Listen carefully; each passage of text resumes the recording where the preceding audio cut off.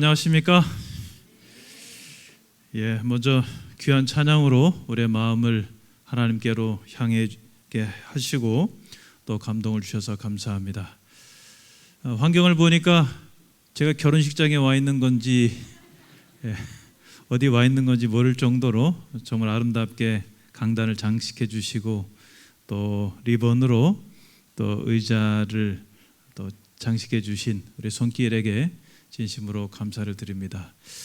제가 와서 건물 몇 군데를 이렇게 둘러보면서 느낀 것은 이 성전을 지을 때만 해도 여러 경제적인 여건이 어려워서 거의 그냥 기본만 해놨다라고 할 정도였는데 지금은 곳곳에 아름답게 단장된 그런 모습들을 보면서 하드웨어를 제가 그냥 어설프게 해놨다면 또 여러 성도님들께서 소프트웨어를 아름답게 잘 꾸며주셨구나, 또 헌신의 손길과 흔적들이 보이는구나, 이런 생각을 해보게 되면서 다시 한번 감사의 마음을 갖게 됩니다.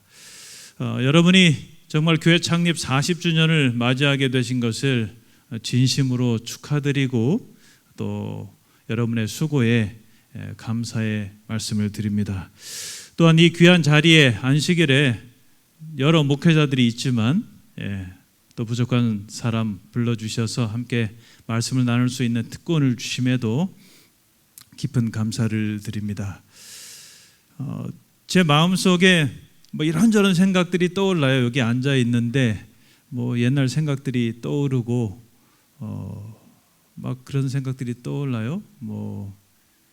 이게 참 은행의 채무로 한 달에 많이 나갈 때는 이자가 270만 원, 80만 원 나갈 때 직원회 할 때 한 집사님께서 목사님 3년이면 이자만 1억입니다 라고 말씀하셨던 게 생각이 나고, 그때 제가 했던 딱 한마디 말에 모든 직원들은 조용하셨어요.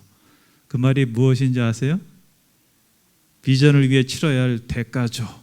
제가 딱 30대 후반인지 40대 초반인지 모르겠습니다만 그렇게 말씀을 드렸을 때 모든 직원들께서 함께 하실 말씀이 있으셨을 텐데도 불구하고 마음을 하나로 모아주셔서 그런 어려움들을 하나하나 극복해 가고 그랬던 기억들이 나고, 또 건물 곳곳에 작업했던 얼굴이 떠오르고 또 수고했던 흔적들이 떠오르고, 또 장로님 집사님들마다 집사님들과 안식일마다 차를 타고 교회 부지를 살폈던 그런 일들도 떠오르고, 참 많은 일들이 떠오릅니다만 그런 얘기만 해도 시간은 채울 수 있지만 오늘은 그런 시간이 아니니까 또 말씀을 준비해 왔습니다. 어떤 말씀을 나눌까 생각하다가 과거에 대한 감사는 옛날 이야기니까 좀 미래를 내다보면서 새하늘교회가 이렇게 발전해 갔으면 좋겠다라고 하는 그런 메시지를 오늘 저녁에 드리고요. 내일 아침에는 재림신앙에 대해서, 이제 80주년 기념 예배는 이 땅에서 드리지 않고 하늘에서 드려보자라는 그런 취지하에 내일은 재림신앙에 대한 메시지를 드리고자 합니다. 제가 이 교회를 이임한 지도 약 15년이 됐습니다. 2002년 3월 초에 부임해서 2010년 2월 말에 이임했으니까 15년이 됐는데 여태까지 이 교회에 대한 관심이 많아요. 그래서 하페 교회 실적표를 보면 수원 새하늘교회 자연히 눈이 가고, 교회 지나며 수원 새하늘교회 소식이 올라오면 아주 솔깃해가지고 이렇게 이런저런 일들이 벌어지고 있구나, 또 영혼을 구원한 소식이 올라오고 있구나, 또 함께 사진을 찍으신 모습을 보면 또 세세하게 이분은 누굴까, 또 아는 분 없을까 하고 이렇게 보면서 관심을 갖게 되는데, 제가 왜 이럴까 그런 생각을 해보면 여전히 좀 교회에 대한 사랑과 관심이 제 마음속에 남아있는 것 같아요. 정말 이 교회가 더 잘 됐으면 좋겠고, 성장했으면 좋겠고, 부흥했으면 좋겠고, 영혼들로 넘쳐났으면 좋겠고, 이런 마음의 소망들이 아직까지도 있는 것 같아요. 모르겠어요. 죽을 때까지 있을는지 모르겠습니다만 정말 이런 교회에 대한 애착이 여전히 마음속에 있게 되는데요. 저는 교회를 이렇게 생각할 때마다 그 온누리 교회 담임 목사였던 그 하용조 목사님이 그분의 책 가운데 쓰신 다음과 같은 글귀가 생각이 나요. 교회만 생각하면 밥을 먹지 않아도 배부르고 잠을 이루지 못해도 신이 난다. 아무리 고통스럽고 힘들어도 교회만 생각하면 행복하다. 교회는 세상을 움직이는 열쇠요 방향이요 정신이다. 그래서 교회가 타락하면 세상이 타락하지만 반대로 교회가 살아있으면 세상은 희망에 넘친다. 생기와 기쁨이 넘치고 능력과 기적이 역사하는 교회, 사랑과 은혜가 흘러넘치는 교회를 경험한 적이 있는가? 이 노란색 글씨에 참 목회자로서 많은 생각들을 하게 되고 나는 교회 담임 목사로서 어떻게 목회를 하는가를 생각해 볼 때가 있습니다.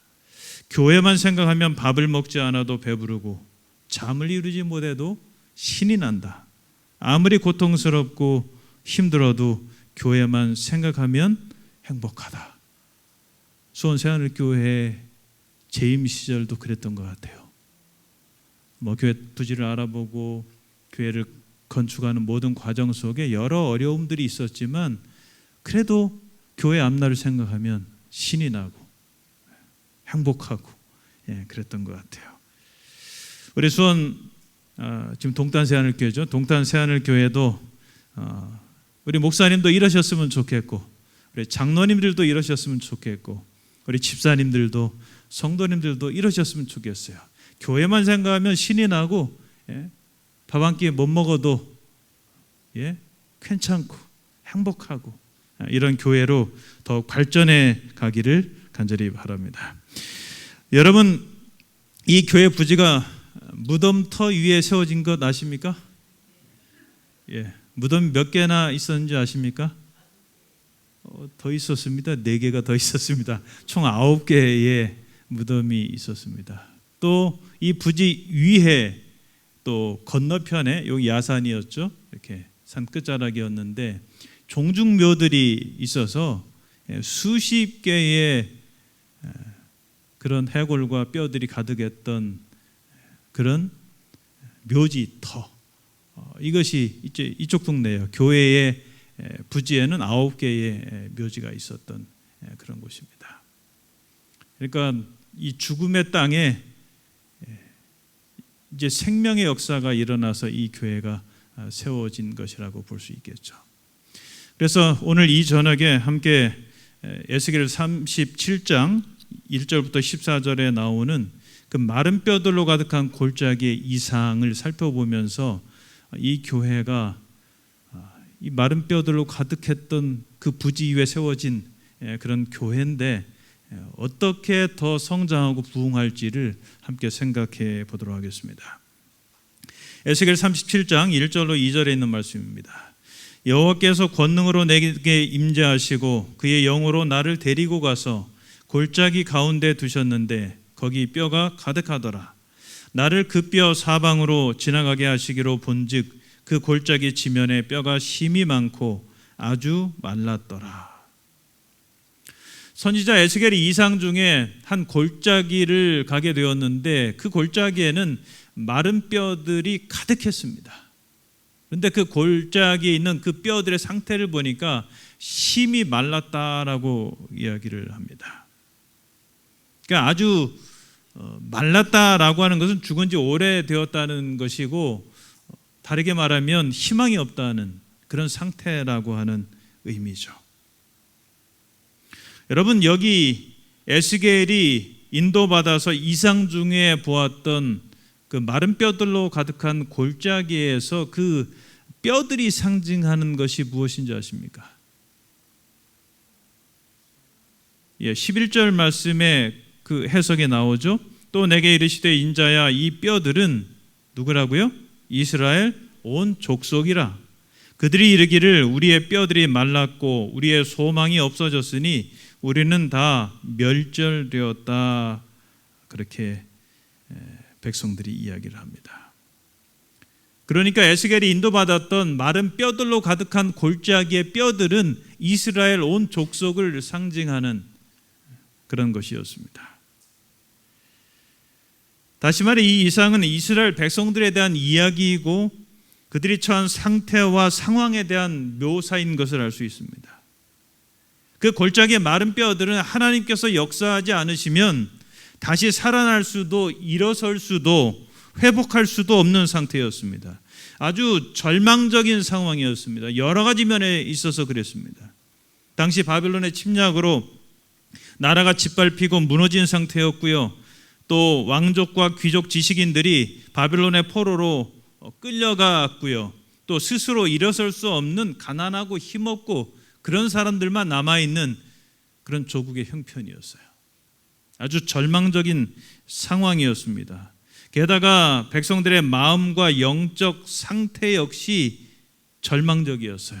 그래서 11절 말씀에서 우리가 보았던 것처럼 우리의 소망이 없어졌고 우리는 다 멸절되었다. 백성들 자체가 그렇게 이야기하는 형편이었습니다. 그때 하나님께서 에스겔에게 이렇게 물으십니다. 그가 내게 이르시되 인자야 이 뼈들이 능히 살 수 있겠느냐. 심히 마른 뼈, 그 뼈들이 능히 살 수 있겠느냐. 여러분 현대어 성경에는 이렇게 번역되고 있습니다. 이 뼈들이 다시 살아나서 사람 노릇을 할 수 있겠느냐. 하나님께서 에스겔에게 이렇게 물으세요.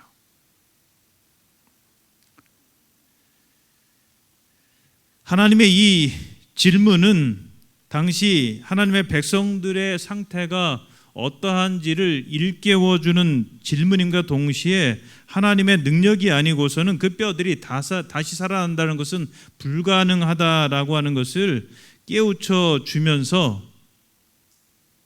하나님께서 물으시는 거죠. 이 뼈들이 능히 살 수 있겠느냐. 그런데 여러분 에스겔이 참 지혜로웠던 것 같아요.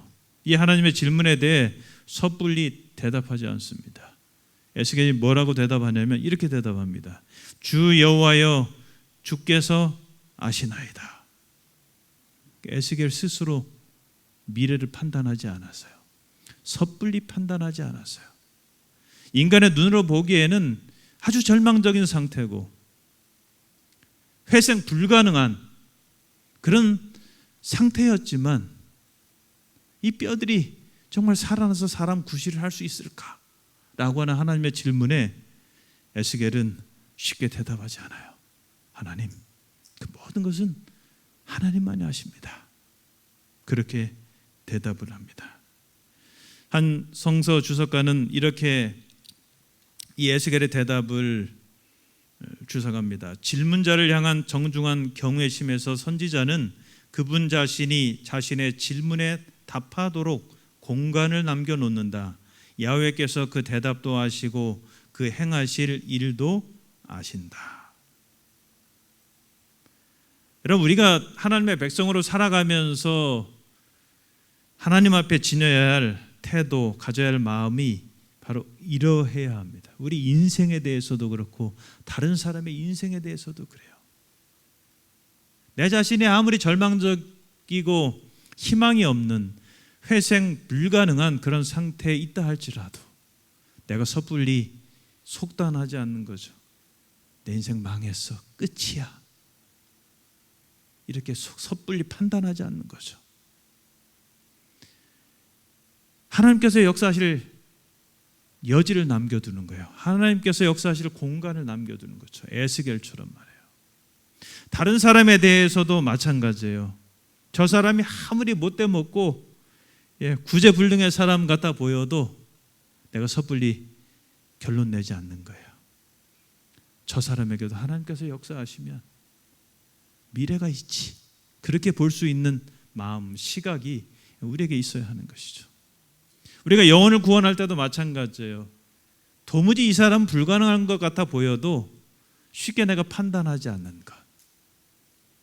마른 뼈와 같은 그런 상태에 있다 할지라도 하나님께서 역사하시면 이 사람도 희망이 있지. 이런 마음을 우리가 간직해야 하는 것이죠.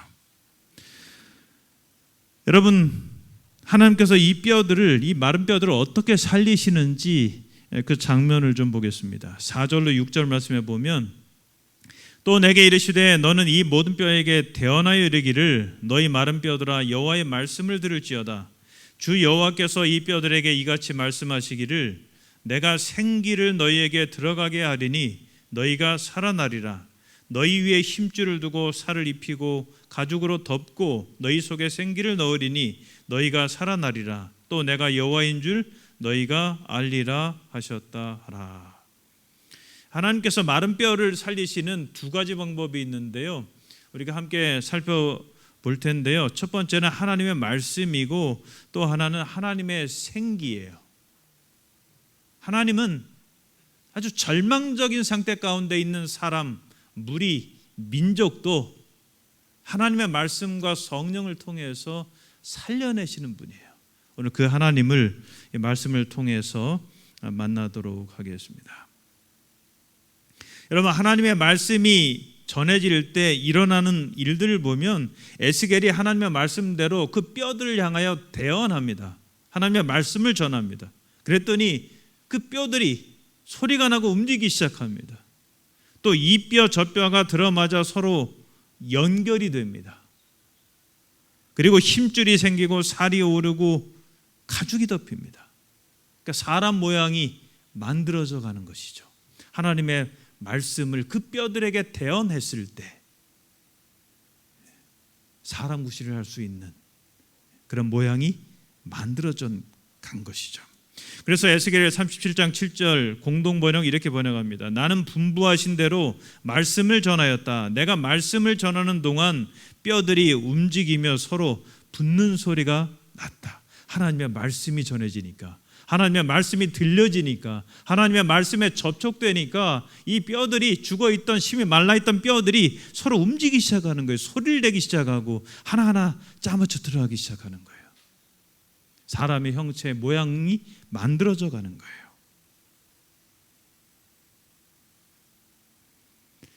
여러분, 정말 놀라운 일들이 일어나고 있습니다. 우리는 지금 이 글을 통해서 보기 때문에 감흥이 적지만 그 이상 가운데 그런 장면을 직접 목격하는 에스겔의 입장에서 이 장면을 생각해 보세요. 정말 놀라운 일들이 눈앞에서 벌어지는 거예요.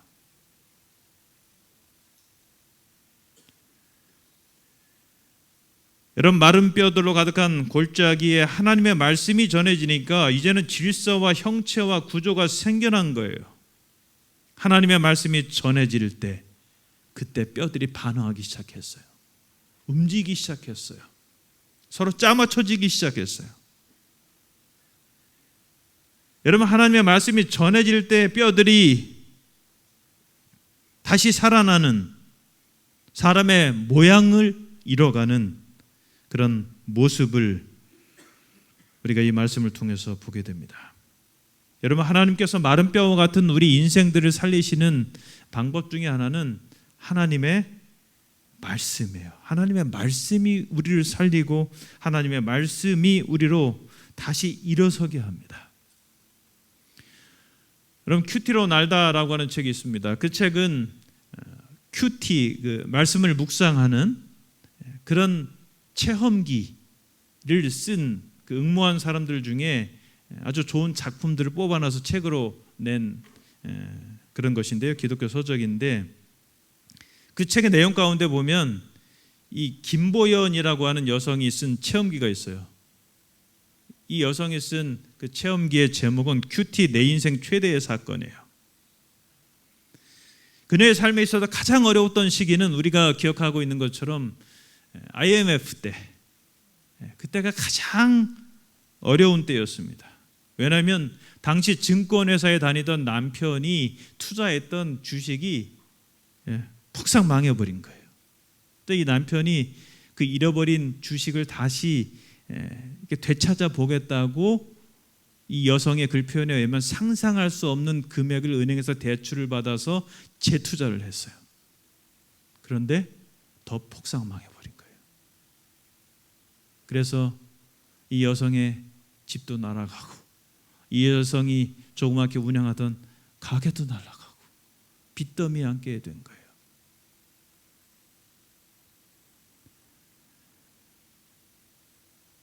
남편과 그녀가 가지고 있던 모든 것을 정리해도 그 엄청난 빚을 해결할 수 없었습니다. 그러면서 깊은 실패감, 절망감이 들기 시작했고 때론 자살과 이혼의 충동까지 내몰립니다. 정말 죽느냐 사느냐의 전쟁에서 그래도 살아야 한다는 결심으로 이를 악물었어요. 제기에 몸부림을 칩니다. 그래서 아침부터 저녁까지 이 여성이 일을 해요. 하루 종일. 그런데 여러분, 엎친 데 덮친 격이라고 이제는 그녀가 더 이상 일을 할 수 없을 정도의 심한 관절염이 옵니다. 그녀는 왜 내 인생에 이런 일이 닥치는지 모르겠다고 해요. 그녀는 그런 일을 통해서 여러분 다시 성경 말씀을 가까이 하게 됩니다. 스스로는 아무것도 할 수 없으니까요. 그래서 24시간 동안 주님께만 중심을 두고 하루 종일 모든 시간을 찬송하고 기도하고 성경과 경건서적만 읽습니다. 그러면서 하나님의 말씀에 접촉이 되니까 이 여성이 인생을 바라보는 시야가 달라져요. 그 여성이 자신의 변화를 이렇게 적습니다. 전후좌우 그 어디에도 정상적인 자원이 공급되지 않는 광야, 사람의 돕는 손길이 닿지 않는 그곳에 난 던져졌다. 그제야 주님이 보였다. 내 속에 내가 많고 가진 것이 넉넉하고 더 소유해야 할 것들로 목마를 때는 주님이 보이지 않았다. 바라고 의지할 수 있는 것이 아무것도 남아있지 않은 처지에 던져져서야 주님이 크게 보였다. 또 내가 보였다. 하나님의 말씀을 보니까, 말씀을 묵상하니까 그제야 주님이 보이더래요. 내 참모습도 그제야 보이더래요. 그녀가 2003년 7월 생애 처음 큐티라는 것을 하고 큐티 나오는 묵상 모임을 가지면서 하나님의 말씀으로 인도받는 것이 무엇인지를 체험하고 그녀의 인생의 가치관과 목적이 송두리째 바뀌게 되는데요. 그는 이렇게 또 고백을 합니다. 당시 큐티를 만난 것이 내 인생 최대의 사건이라고 할 수 있을 만큼 살아계신 하나님과 날마다 인격적인 교제를 나눈 이 시간은 나를 완전히 새롭게 했다. 마른 뼈와 같은 그녀의 인생이 하나님의 말씀이 전해지니까 막 살아나기 시작하는 거예요. 이렇게 안 보이던 것들이 보이기 시작하고요. 그래가지고 이 여성이 하는 일이 뭐냐면 먼저 부모님한테 가가지고 큐티가 뭔지를 전하겠다 해가지고 3박 4일 동안 머무르면서 말씀 묵상 어떻게 하는지 가르쳐요. 그런 다음에 시댁 조카, 친정 조카 한 9명을 조카들을 모아놓고 자기 집에서 또 3박 4일 큐티 캠프를 열어가지고 또 아이들에게 하나님의 말씀을 묵상하는 것을 또 가르쳐요. 그런데 그 과정을 통해서 조카들이 말씀으로 변화되는 모습을 보게 되는 거예요. 그러면서 이 여성이 큐티와 함께 끝까지 달리고 싶다라고 이야기를 하면서 이 체험기의 말미에 이렇게 그녀의 결심을 고백합니다. 아직도 양육되어야 할 부분이 많고 너무도 연약한 부분이 많음을 고백하지 않을 수 없다. 하지만 이런 나를 말씀으로 일으켜주신 그 은혜가 너무도 크고 놀라워서 죽는 날까지 이 일을 결코 놓지 않으리라고 고백한다. 아무런 자격 없는 나를 비참함 가운데서 건져 올리시고 지금도 건지시고 또 이후에도 건지실 은혜의 주님을 알기에 내 생명이 다하는 날까지 맡겨주시는 영혼들에게 말씀으로 돕는 사역을 감당하리라고 다짐하며 달려간다. 여러분, 이것이 마른 뼈와 같은 인생에 하나님의 말씀이 임할 때 일어나는 역사예요. 하나님의 말씀에 생명이 있어요. 사람을 살리는 힘이 있어요. 뭔가 사람을 새롭게 지어내요. 변화시켜요. 그래서 히브리서 4장 12절에 이렇게 말씀하죠. 하나님의 말씀은 살았고 운동력이 있어 좌우의 날선 어떤 검보다도 예리하여 혼과 영과 및 관절과 골수를 찔러 쪼개기까지 하며 또 마음의 생각과 뜻을 감찰하나니. 하나님의 말씀은 우리 존재의 가장 깊은 곳까지 침투해요. 그래서 그래서 말씀 앞에 우리가 설 때, 말씀 앞에 우리의 마음을 열 때, 그 말씀이 우리 마음 깊은 곳까지 들어와요. 어떨 때는 내 깊은 숨겨두었던 동기가 드러나기 시작하고요. 어떨 때는 숨은 감정이 드러나기 시작하고요. 내 죄가 보이기 시작하고요. 내가 어떻게 살아야 할지 길이 보이기 시작하고요. 생각을 새롭게 하고 하나님이 원하시는 모습으로 빚어내는 그런 역사가 하나님의 말씀을 통해서 일어나게 돼요. 그러면 여러분 늘 하나님의 말씀을 가까이 하는 그런 성도들이 되시기를 바랍니다. 여러분, 제가 일산교회 부임해서 아주 인상 깊게 보았던 두 가지가 있어요. 하나는 약 한 달 전쯤 된 것 같아요. 한 집사님의 안교 교과책을 봤어요. 어떤 분이 그분이 드러내려고 그런 건 아닌데 그 교과책을 보고 그것을 또 다른 분에게 이것 좀 보라고 했고 그분이 저에게 갖고 와서 목사님 이 교과책 좀 한번 보세요 해가지고 제가 사진을 찍었는데요. 그분의 교과책이 이래요. 8월 23일인가요? 시내산에서 주신 언약 진한기 교과책이에요. 제가 이게 도대체 무슨 내용이 적혀있나 내용을 보니까 어떨 때는 기도 제목도 적어놓고 관련된 성경 구절도 적어놓고 자기의 떠오르는 생각이나 적용 이런 것도 적어놓고 이 페이지만 그런 게 아니에요. 다른 페이지 보면 이래요. 어느 날 이분이 말씀의 은혜를 받았다고 안식 설교 은혜를 받았다고 하면서 그 다음날 일요일 날 아침 일찍 제게 사진과 함께 글을 감사 인사 글을 보냈는데 그 사진을 보니까 또 기가 막히더라고요. 왼쪽을 보면요, 이분이 포스트잇 통해 가지고 자기가 안식일날 설교 들었던 내용 중 인상 깊었던 내용들을 적어놓기도 하고 여기 사람 이름도 있고요, 기도 대상들이에요. 오른쪽은 이제 그분의 책상이에요. 포스트잇에 보면 기도 대상자들도 있고 말씀도 적혀 있고 이 밑에 탁자 위에는 저희 교회에서 제공하는 성도들을 위한 중보기도 그 표가 있고 이렇게 사는 집사님이 계시더라고요. 또 하나 인상 깊었던 것은 여러분 이 사진입니다. 제가 직접 찍은 것인데 여러분 이게 뭔지 아세요? 성경 필사 노트예요. 가까이서 이제 제가 찍은 것인데요. 이렇게 다양한 글씨로 이제 어른들은 기억자 암송이 쉽지 않잖아요. 또 젊은 분들 중에도 암송이 쉽지 않은 분들 이렇게 한 기억절을 5번씩 이렇게 쓰도록 안교부에서 권장하면 한 50명 정도가 참여를 해요. 아주 인상 깊은 그런 거죠. 여러분 하나님의 말씀이 우리를 살립니다. 우리가 어떤 형태로든 하나님의 말씀을 접촉하고 가까이 할 때 그 말씀의 역사가 우리 안에 우리의 삶을 통하여 일어나요. 우리의 상태가 어떠하든지 마른 뼈와 같을지라도 하나님의 말씀이 임하면 뭔가 그 말씀의 역사가 일어나요. 두 번째, 하나님께서 마른 뼈들을 살리시는 방법입니다. 좀 속도 있게 좀 가보도록 하겠습니다. 9절 10절 또 내게 이르시되 인자야 너는 생기를 향하여 대언하라. 생기에게 대언하여 이르기를 주 여호와께서 이같이 말씀하시기를 생기야 사방에서부터 와서 이 죽음을 당한 자에게 불어서 살아나게 하라 하셨다 하라. 이에 내가 그 명령대로 대언하였더니 생기가 그들에게 들어가매 그들이 곧 살아나서 일어나 서는데 극히 큰 군대더라. 말씀을 요약하면 이렇습니다. 사방에서 생기가 이제 모여들게 해요. 그런 다음에 죽은 자에게 그 생기가 들어가게 합니다.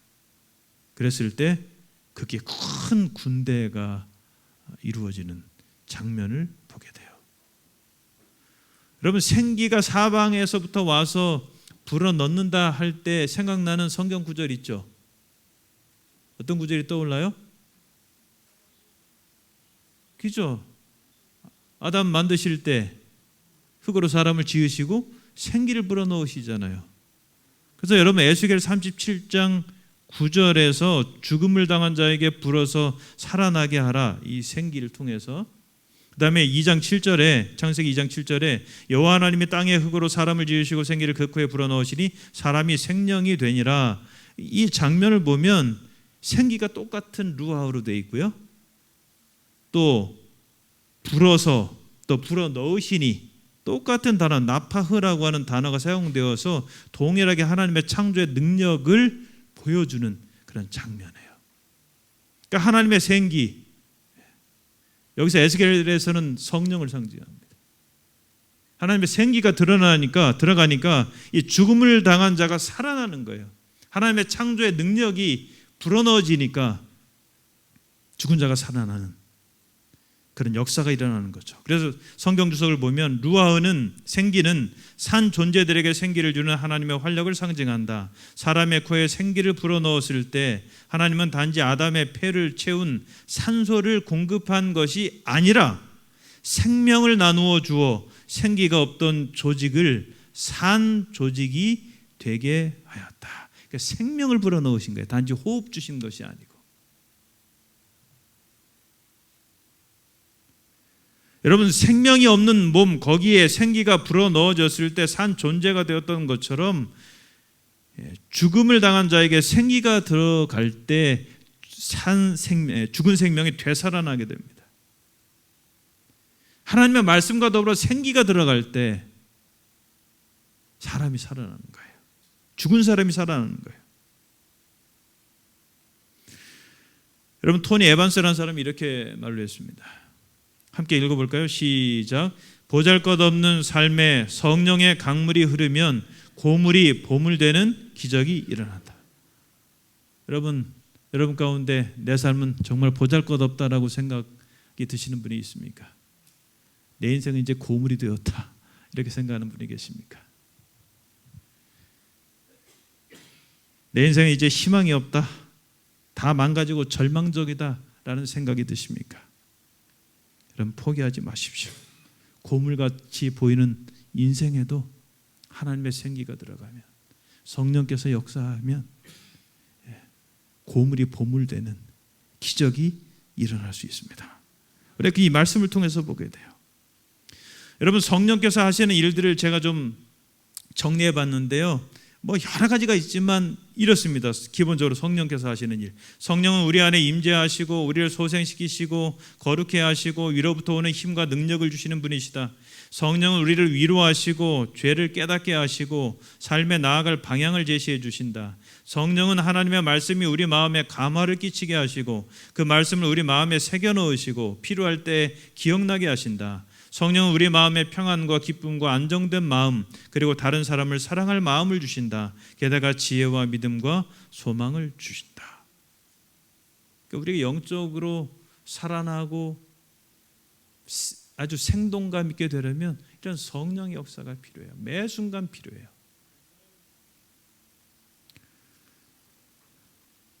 여러분, 이 성령이 우리 마음 가운데 우리 인생에 임할 때 다시 소생하는 힘이 주어집니다. 그래서 엘렌 화이트는 본문의 말씀 언급하며 이렇게 말했습니다.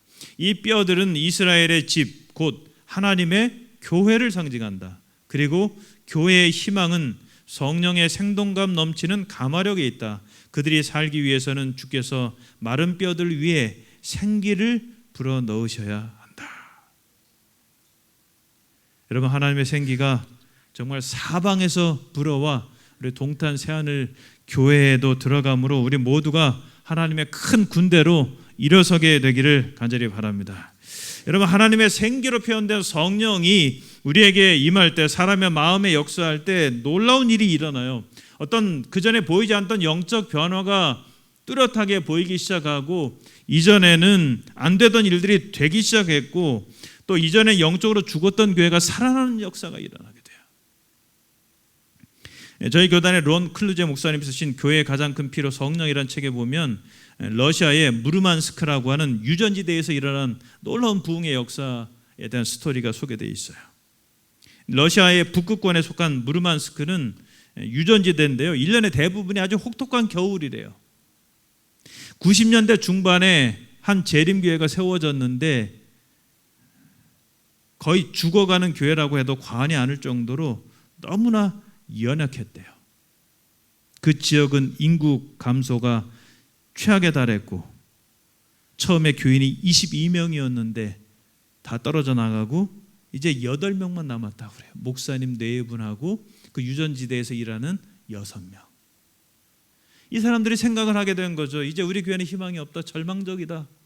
뭔가 획기적인 혁명적인 변화가 일어나지 않는 한 우리 교회는 이제 문 닫아야 된다. 이런 생각을 자각하게 되는 거예요. 이런 생각을 갖게 되는 거예요. 그러면서 이 사람들이 이런 상황에서 우리가 무엇을 할 수 있을까? 어떻게 복음을 전할 수 있을까? 그렇게 고민하다가 그들은 당장 그들이 처한 환경을 보지 않고 대신에 주님을 보기로 결심을 합니다. 그리고 성령을 달라고 기도하기 시작합니다. 그리고 예수님께 완전히 헌신함으로 그들의 삶 전부를 드립니다. 마침내 그들은 한 가지 제안을 합니다. 한 사람이 우리 남자들 사모님만 빼고 남자들 7명 아침 6시에 일어나가지고 우리 꽁꽁 얼은 그 빙판으로 가가지고 낚시하기 위해 이게 그 얼음을 깨놓잖아요. 그 웅덩이 이제 얼음 깨놓은 그곳으로 가가지고 네이까지 벗고 그 얼음 호수에 낚시 구멍에 한 사람이 들어갔다 나오는 거예요. 이렇게.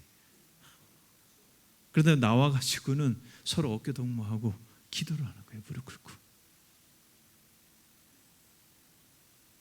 성령의 불을 내려달라고. 그 추위에 얼음물 속에 들었다 나오고 서로 어깨 동무하고 영혼을 향한 뜨거운 사랑을 달라고 그렇게 그들이 기도했대요. 그들이 날마다 얼음물에 몸을 담그는 것은 눈이 오나 비가 오나 매일 다른 사람들은 물의 침례로 이끌기 위해서 그들이 먼저 준비되고자 하는 그들만의 서약으로 계속 그 일을 하면서 기도를 한 거예요. 여러분, 어떤 일이 일어났을까요? 그 일을 시작한 지 1년 동안 그들은 80명에게 침례를 베풀었대요. 교회 성장률은 1000%고요. 그 후 몇 년이 안 되어 그 지역에 6개의 교회가 세워졌대요. 정말 놀라운 일이에요. 전혀 희망이 없던 교회인데 마른 뼈들로 가득한 골짜기와 같은 그런 상태인데 그곳에 성령이 역사하시니까 사람들이 준비되니까 폭발적인 부흥의 역사가 일어났던 것이죠. 이 롱크루제 목사님이 이 스토리를 소개한 다음에 이어서 엘렌 화이트의 다음의 글을 인용합니다. 실물교훈 328페이지에 있는 말씀입니다. 복음 사업이 무력한 이유는 성령의 임재가 없기 때문이다. 학식과 달란트와 언변과 선천적, 후천적 재능을 다 가졌다고 해도 하나님의 성령의 역사가 없이는 단 한 사람의 마음도 감동시킬 수 없고 단 한 명의 죄인도 그리스도께 인도할 수 없다. 이와 반면에 아무리 무식한 제자일지라도 그리스도와 연합하고 성령의 선물을 받는다면 사람의 마음을 움직일 수 있는 능력을 갖게 될 것이다. 하나님께서 그들을 이 우주에서 최고의 감화를 끼치는 통로로 만드실 것이다. 여러분, 이런 성령의 놀라운 역사가 우리 동탄 새하늘교회에도 있게 되기를 간절히 바랍니다. 동탄 지역 선교를 위해서 수원 새하늘교회에서 동탄 새하늘교회로 바꾸지 않았습니까? 이 교회가 정말 무르만스크 교회처럼 성령을 간구하는 끊임없는 기도와 헌신으로 동탄 지역 곳곳에 하나님의 교회를 세우는 귀한 역사가 일어나게 되기를 바랍니다. 오늘 말씀을 요약하면 이렇습니다. 골짜기에 널려있는 마른 뼈들에게 하나님의 말씀이 임하고 하나님의 성령을 상징하는 생기가 들어갔을 때 그 뼈들이 살아났고 하나님의 큰 군대를 이루었습니다. 우리 자신이, 우리 교회가 영적으로 다시 살아나고 부흥하는 비결은 2가지입니다. 하나님의 말씀과 성령.